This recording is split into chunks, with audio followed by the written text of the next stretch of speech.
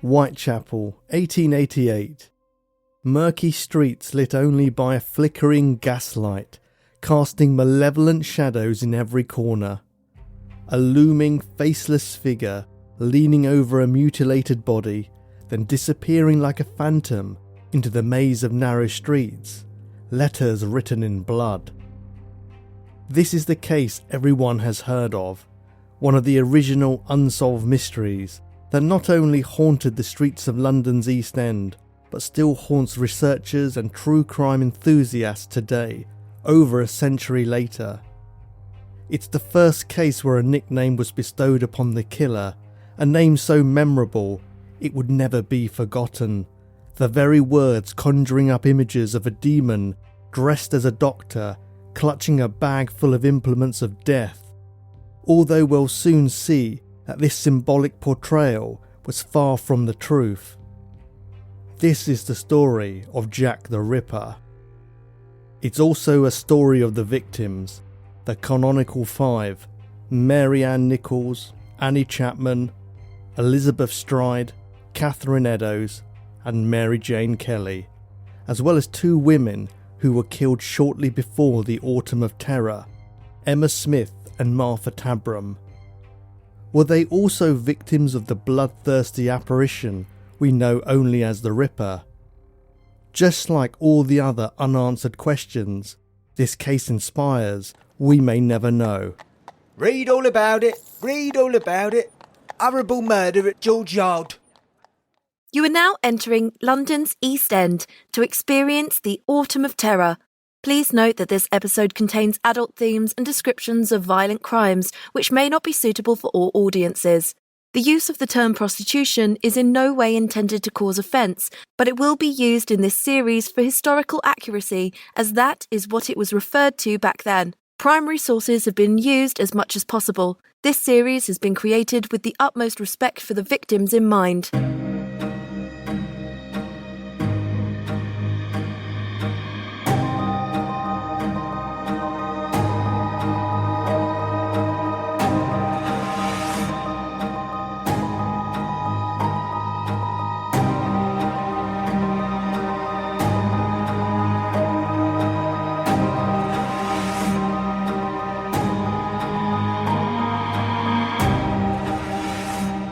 Hello and welcome to Prash's Murder Map.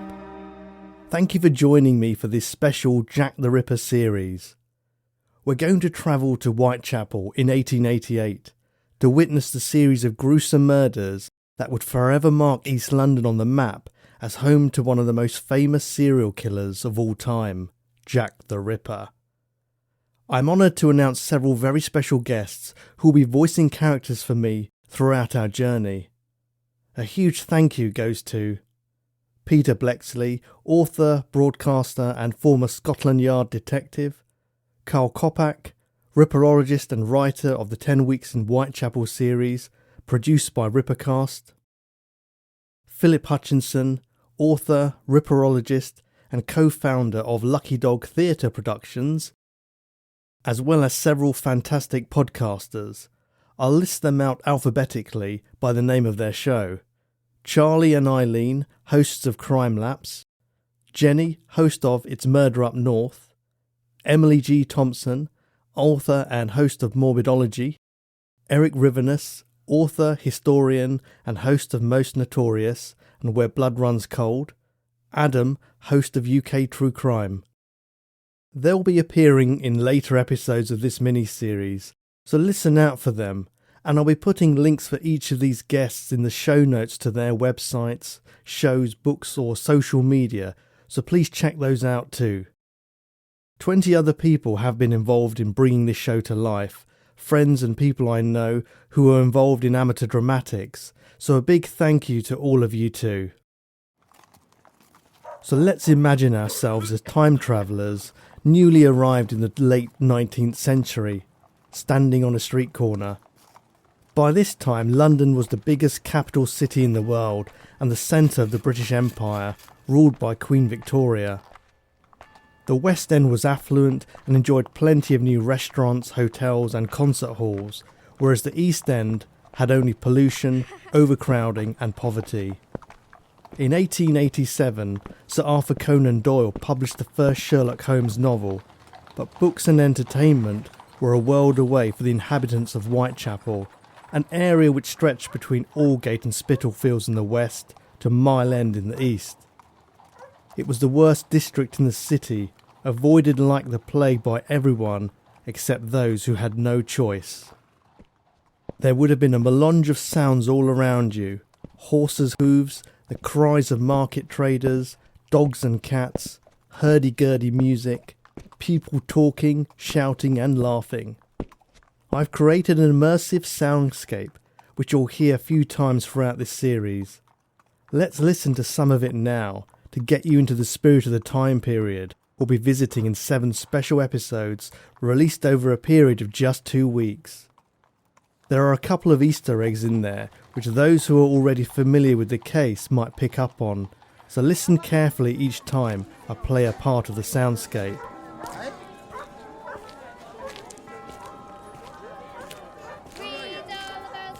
2 pence a pound of grapes, 3 a penny arm of floaters. Who'll buy a bonnet for 4 pence? Pick 'em up cheap here. 3 pair for half a penny bootlaces. I've a great mind to give you in charge of the police. You can do so if you like. Must have food.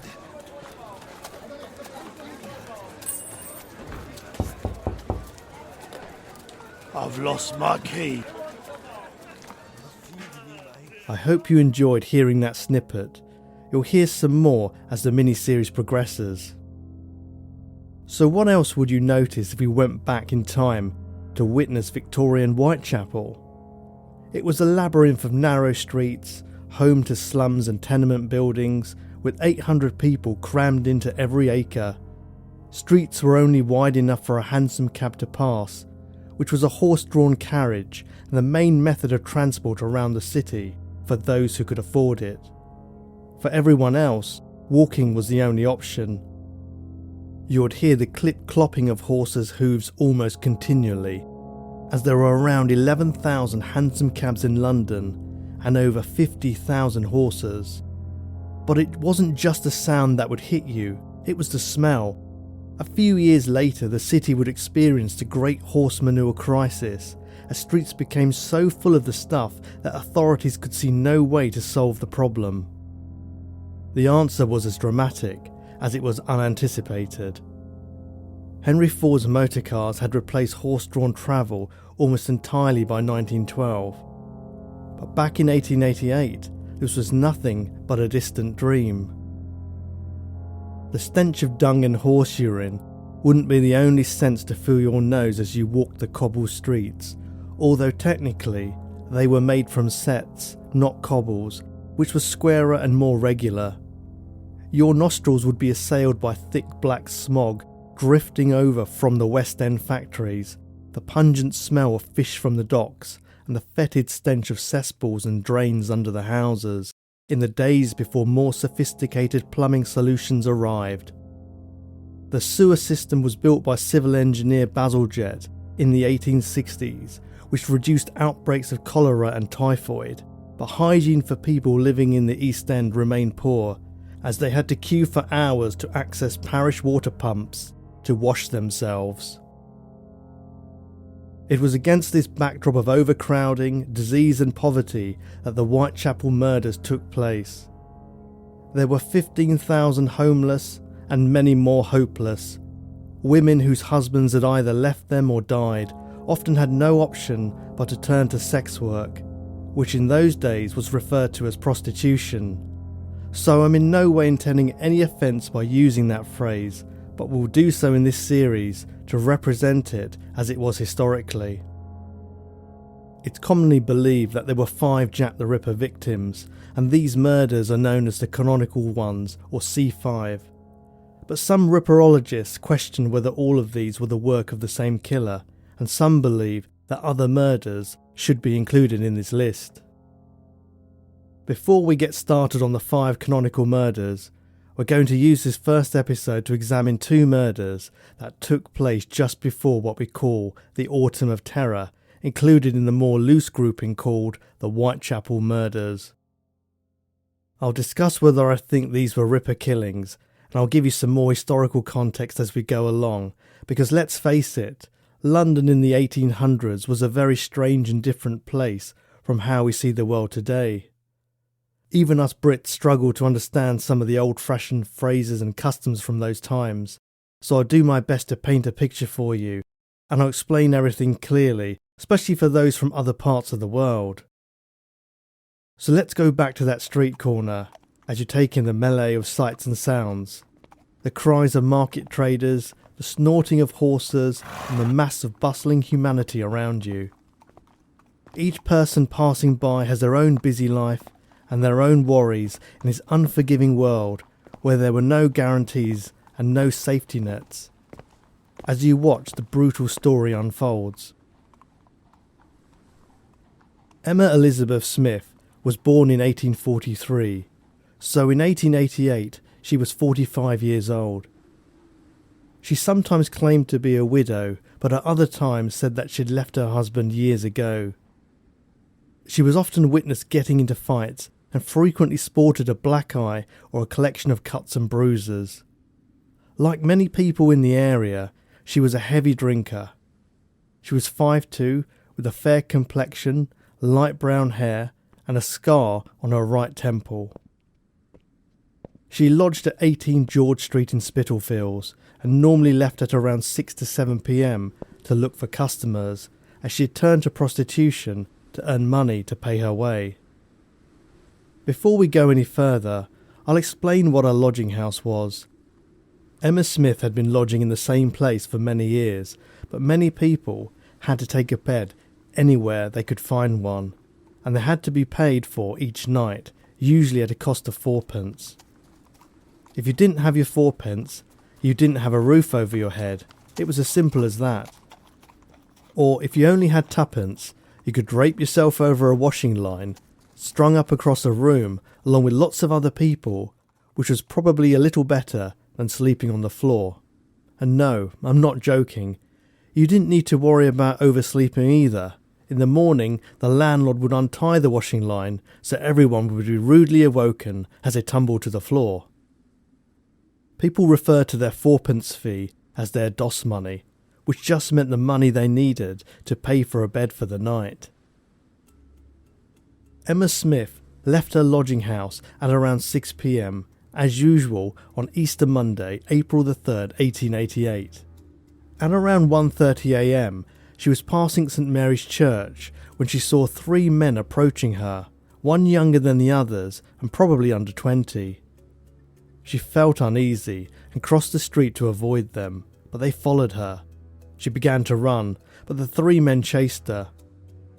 They caught her at the junction of Wentworth Street and Old Montague Street and Osborne Street and Brick Lane near Taylor's Cocoa Factory. She was beaten, robbed and subjected to a horrific sexual assault just a minute's walk away from the safety of home. Mary Russell, deputy manager of the George Street lodging house, was horrified when she saw Emma staggering home sometime later, her face bloodied and her ears cut. Emma, whatever happened to you? I don't like to say. We need to take you to the hospital, love. Come along with me. Emma was reluctant, but Mary insisted and walked with Emma to the London hospital. Mary and another lodger there at the time, Annie Lee, were astonished that she'd made it home in the state she was in. At the hospital, house surgeon George Haslip treated her as best he could. Despite drifting in and out of consciousness, Emma tried her best to describe her attackers and the details of her assault. Sadly, she died of peritonitis just a few days later, although some sources state she succumbed to her injuries within hours. Detective Inspector Edmund Reed headed the investigation for the Metropolitan Police. This name might be familiar to you because he was played by Matthew McFadden in the BBC series Ripper Street, whose storylines were fictional but placed in an accurate historical context. The real Inspector Reed discovered that at 12:15 a.m. on the day of the murder, a fellow George Street lodger, Margaret Hames, had seen Emma Smith near Commercial Road and the East India Dock Road talking to a man in a dark coat and a white scarf, but it was thought unlikely that he had anything to do with the attack. It seemed clear from Emma's story before she died that the assault was perpetrated by 3 men who were likely members of a gang. Many streets were infested with gangs, and prostitutes were particularly at risk from them, as they used violent tactics to extort money, sometimes on the pretense of offering protection. But although gang violence was not uncommon in Whitechapel, the sickening attack on Emma Smith was particularly brutal and shocked the city. Unfortunately, there were no witnesses and nobody was ever brought to justice. It's been suggested that the old Nickel Gang were responsible, but it turns out that there's no evidence for their existence, and this name was probably invented by ripperologist Donald McCormick in 1959.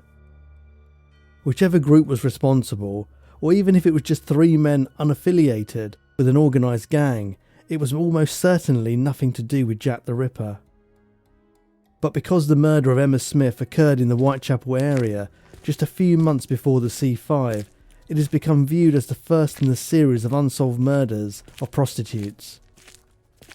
Read all about it. Read all about it. Horrible murder at George Yard. Another one?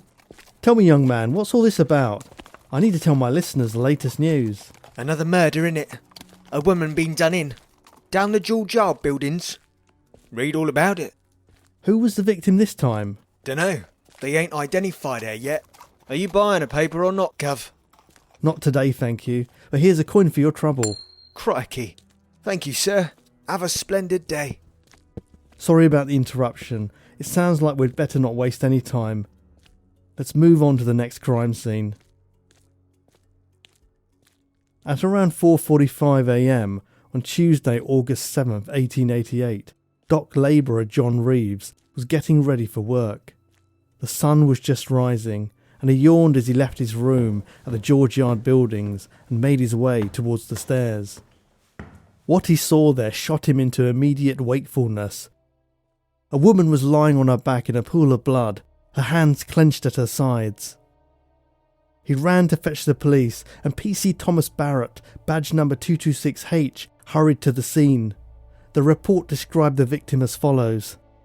Age 35 to 40. Profession or call-in prostitute. Height 5'3". Hair dark. Complexion dark. Dress green skirt, brown petticoat, long black jacket, black bonnet, side spring boots, all old. Cab driver Alfred Crowe, who also lived in the George Yard buildings, had returned home at approximately 3:30 a.m. that morning and noticed a shape on the first floor landing, but as it was still dark, he couldn't see that it was a body and assumed it was a homeless person sheltering from the wet weather outside, which wasn't uncommon. The door was usually kept open so anyone could get in. Residents Joseph and Elizabeth Mahoney had seen nobody on the landing when they passed at 1:40 a.m.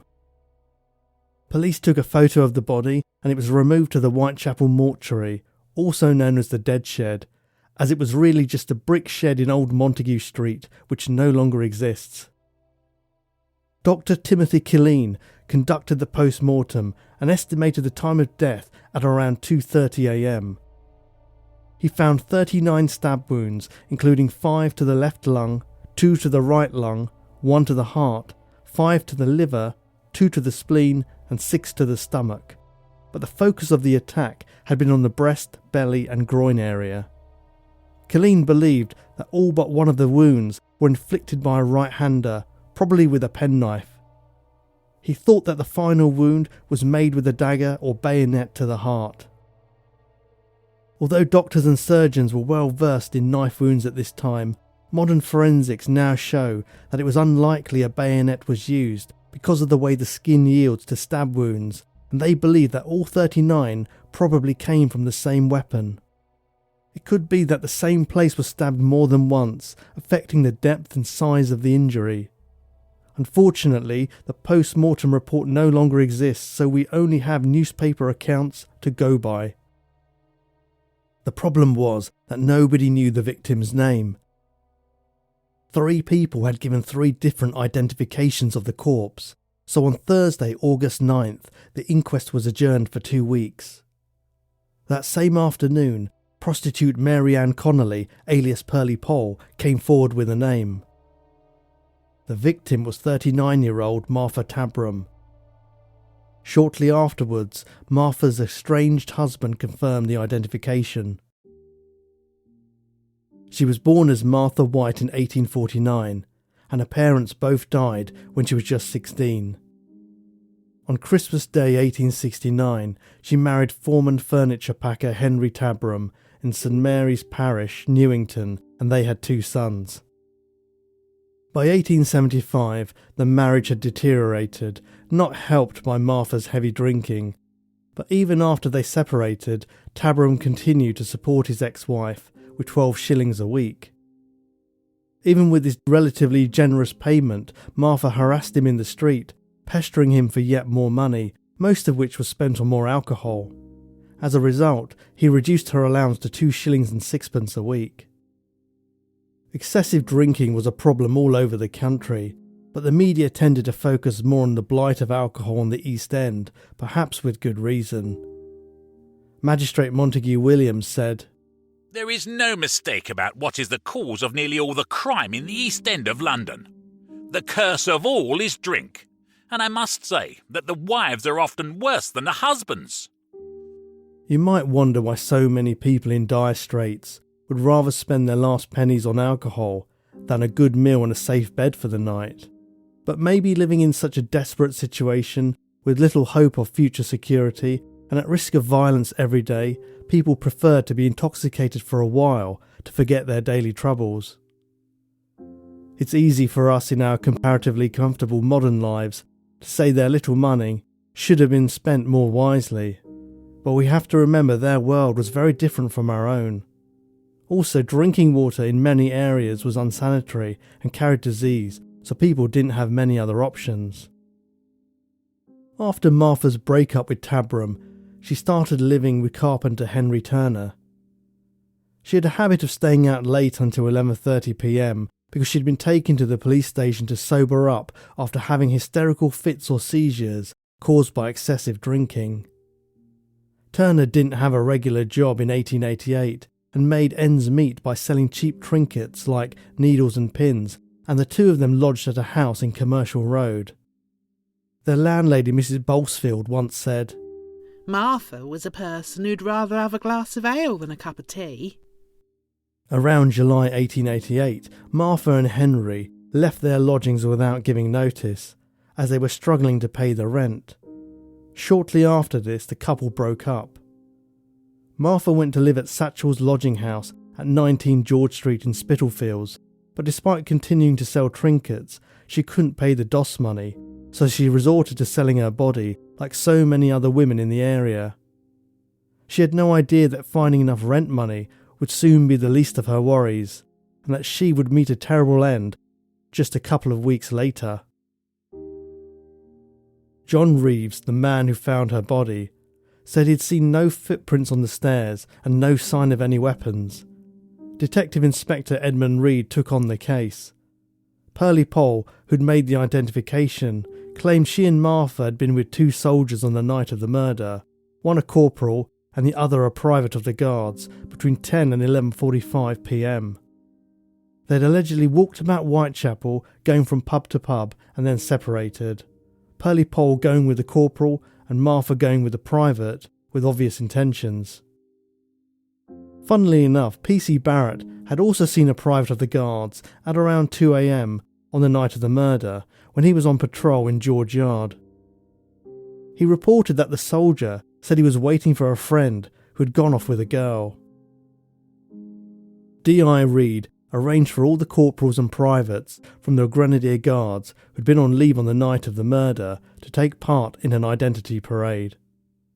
The military were very willing to help, and Pearly Poll was asked to attend the next morning to see if she could recognise any of the men, but she didn't turn up. Police finally found her on Sunday 12th of August, and she agreed to go to the tower for the identification the following morning on Monday the 13th. Luckily, she did show up this time, but couldn't see the 2 men. P.C. Barrett also attended, but failed to identify the soldier he had spoken to. 2 days later, D.I. Reed took Pearlie Pole and P.C. Barrett to see the Coldstream Guards at the Wellington Barracks to view the soldiers there. This time, Pearlie Pole pointed out 2 men, a corporal and a private, but they had strong alibis. The police investigation was thorough, and they inspected the men's bayonets but found no evidence. Despite Pole's adamance that she would be able to recognise the 2 men, it looked as though the case was going nowhere. It was interesting that nobody else came forward to corroborate seeing the group walking around the area on the night of the murder, as Pole claimed that she and Martha had spent at least an hour and 45 minutes in the soldiers' company. Many researchers now believe that her story was a lie, fabricated to receive attention. This was supported by Edmund Reed's reports of Pearlie Pole's mental state as she threatened to drown herself, but then claimed, "I only said it for a lark." In one of the final reports on the case, which can be found along with all the other reports and evidence from the Whitechapel murders in the Ultimate Jack the Ripper sourcebook by Stuart P. Evans and Keith Skinner, world-famous ripperologists, it said, Inquiries were made to find some other person who saw the deceased and Pearlie Pole with the privates on the night of the 6th, but without success. Pearlie Pole and the PC, having both picked out the wrong men, couldn't be trusted again, as their evidence would be worthless. The inquest resumed on August the 23rd. Martha's sister-in-law, Anne Morris, came forward to say she'd last seen Martha around 11 p.m. on Monday 6th of August in Whitechapel Road, as she was entering the White Swan pub. Nobody witnessed anything after that. The verdict was that the deceased had been murdered by some person or persons unknown. It seemed that one of the most brutal killings London had yet seen would go unpunished. One question that remained was, why didn't anyone hear screams? Surely Martha would have cried out or struggled while being stabbed 39 times. Although forensic experts still disagree today about which was the killing blow and in which order the wounds came, it's unlikely she would have died instantly and would surely have been conscious for at least part of the attack. It's possible that she was passed out drunk at the time of the murder after entering George Yard buildings to shelter from the elements for the night if she hadn't made her DOS money, which could explain the lack of screams. Superintendent of the George Yard buildings, Francis Fisher Hewitt, might have been able to shed some light on this, as he and his wife's bedroom was just 12 feet away from where the body was found. Mrs. Hewitt admitted to hearing a cry of murder, but was sure it came from outside in the street. She said, "The district round here is rather rough, and cries of murder are a frequent, if not nightly, occurrence." I think it's strange that she could hear a shout from outside the building, but not one from just outside her own bedroom door. Those who want to believe this was a Jack the Ripper killing use this in their favour, saying that only he could have murdered with such stealth, disappearing into the night like a shadow without a trace. But a simpler explanation is that Mr. and Mrs. Hewitt did hear something, but were too scared to do anything about it. They couldn't admit to this, as they wouldn't go over too well if the superintendent of the building heard a vicious attack in progress and ignored it. Instead, when questioned by the press, he came up with this suggestion. It's my belief that the poor creature crept up the staircase, and she was accompanied by a man, but a quarrel took place, and then he stabbed her. But if he believed a quarrel might have taken place, wouldn't this have been audible from his bedroom just feet away? Perhaps this is more likely an accurate account of what really happened, which the Hewitts heard but refused to admit out of fear. They did have good reason to be scared, as unbelievably, newspapers in those days always printed the names and addresses of witnesses. The police must have agreed that Hewitt's statement was odd, as they didn't call him to the inquest. I don't think Martha Tabram was a Ripper victim, despite her murder occurring very shortly before the C5. But to understand why, we'll have to learn more about the mysterious, elusive figure known as Jack the Ripper, the barbaric manner in which he slaughtered women in Whitechapel, and his possible motives. What was the driving force behind such a bloodthirsty monster who sunk to the depths of depravity? Although the East End was no stranger to violence, the murder rate in London was not as high as you might think, with just 28 homicides in 1888 out of a population of 6 million. But 5 murders in particular would stand out forever, living on in history for generations of researchers and criminologists to puzzle over. I hope you've found this episode an immersive and useful introduction to the Whitechapel murders, and it gives you an idea of what the area was like. Join me again next time for part 2 of this mini-series, as we examine the first of the canonical murders officially attributed to Jack the Ripper. Pack your DOS money and a change of clothes, because we're going to stay in London's gloomy, labyrinthine streets for a while, as I release a total of 7 episodes over the next 2 weeks. Leave your top hats, capes and Gladstone bags behind, because we're going to cut through the myths and use only the facts as we progress through the Autumn of Terror, and see if we can put a name to arguably the most infamous serial killer of all time.